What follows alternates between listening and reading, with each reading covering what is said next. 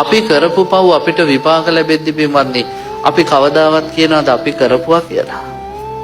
අපි කියනවාද මේ අපිම කරගත්තේ වේ විපාකයි අපි මේ ගෙවන්නේ මොනවා කරන්නද සතුටින් ගෙවන්න ඕනේ නේ කියලා අපි කියන්නේ නැහැ නේද? අපි මොකද කියන්නේ? ඒ වෙලාවට කියන ආන්දරුනේ මේ දවස්වල කේන්දරේ හොඳ නැහැ. අපලයි. රාහු කේතු රවි සඳ කුජු උන් එහෙ ඉඳන් අපිට හරියට ප්‍රහාර එල්ල කරනවා මේ බොහොම අමාරුවෙන් ඉන්නේ කියලා.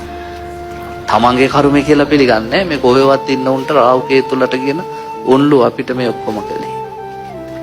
තව සමහරු කියනවා මේ අපි කරපු ඒවා නෙමෙයි අල්ලපු ගෙදරුන් අපිට ගුරුකම් කරලා.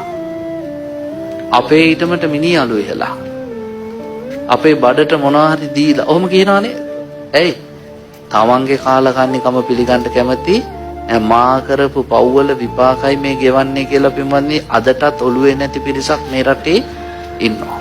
ඔය ඉස්කෝලවල ඉගෙන ගන්න විද්‍යාව එහෙම සාමාන්‍ය පෙළ පන්තියේදී අපේ රටේ හැම කාටම උගන්වනවා 10 වසරේ නිව්ටන්ගේ නියම තුන. තුන්වෙනි නියමයේදී කියනවා නිව්ටන් කියලා තියෙනවා every action has a reaction.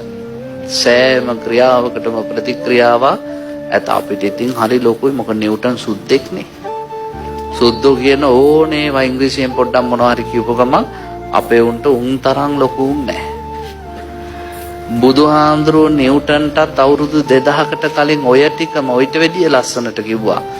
අපේ උන්ට ඒක වටින්නේ යං කම්මං කරිස්සාමි මම මොනවා හරි කරනවාද කල්යාණම් වාපාපකම හොඳ වෙන්නත් පුළුවන් නරක වෙන්නත් පුළුවන් තස්ස දායාදෝ භවිෂාමීති ඒකේ ප්‍රතිඵල අපි ගෙවන්නම ඕනේ.